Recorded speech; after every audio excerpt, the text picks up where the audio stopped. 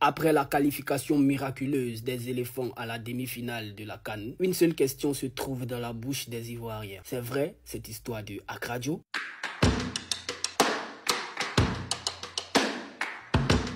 Pour avoir la réponse à cette question, retournons en 92. Pour remporter la Coupe d'Afrique des Nations organisée en Sénégal en 1992, le gouvernement ivoirien a eu recours au talent des habitants de Accra Joe, un village situé à 10 km de Dabou, en échange de certains accords. Mais après la victoire et une fois la coupe au pays, ces derniers ne respectaient pas leurs accords. Comme sanction, Accra Joe mit la main sur tous les matchs des éléphants pendant toutes les organisations de la CAN jusqu'à 23 ans plus tard. En 2015, des délégations se retournaient dans le mystique village de Dabou pour renégocier les termes du contrat. Et rebelote, la Côte d'Ivoire revient avec la Coupe de la Guinée équatoriale.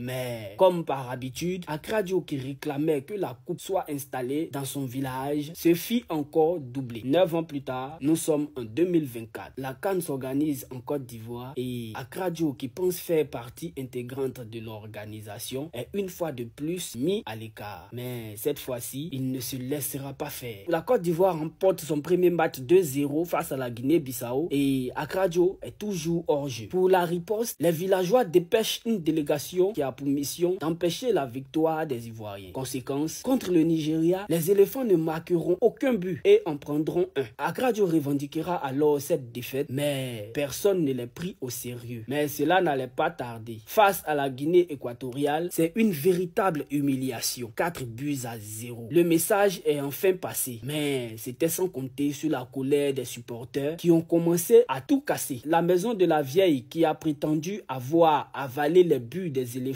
est brûlé à Dabou. Rien ne va plus. Pour remettre les choses dans l'ordre, une délégation est encore envoyée à Dabou. On ne saura jamais ce qui a encore été arrêté entre elle et Accra Joe. En faisant qualifier les éléphants pour les huitièmes de finale, puis remporter la coupe, la CAN 2024. Mais quelques jours plus tard, la notabilité de Accra Joe faisait un communiqué dans lequel ils disent avoir tout remis en place et que la coupe reviendra à la Côte d'Ivoire. Et les résultats ne se firent pas attendre. Une qualification impensable pour la huitième de finale grâce à la victoire du Maroc. Une victoire improbable face au Sénégal, partir au but et un match miraculeux face aux Maliens en quart de finale. Est-ce vraiment Accra Joe qui est derrière toutes ces prouesses des joueurs ivoiriens ou Dieu est avec eux ou est-ce de la chance? Tout le monde connaît Dabou pour ses pratiques mystiques ici en Côte d'Ivoire. Mais de là à dire que ce sont eux qui qualifient et déqualifient les éléphants à leur guise est une affirmation que nous ne pouvons prouver. Mais certains s'accordent à dire que si Accra Joe est capable d'une telle prouesse, c'est que la CAN devrait toujours être remportée par les Béninois, les connaissant comme le peuple le plus mystique de l'Afrique. D'autres aussi disent que c'est la main de Dieu qui est sur les Ivoiriens et les plus sceptiques parlent d'une histoire de chance. Peu importe la force qui opère actuellement en faveur des Ivoiriens, qu'elle soit divine, mystique ou qu'elle relève de la chance, tout ce que nous retenons, c'est que nous, les supporters Mazo, ne cesserons jamais de soutenir nos héros qui mouillent le maillot pour nous sur le terrain. Tout le malheur que nous puissions leur souhaiter, c'est qu'ils remportent cette troisième étoile tant convoitée. Allez les éléphants!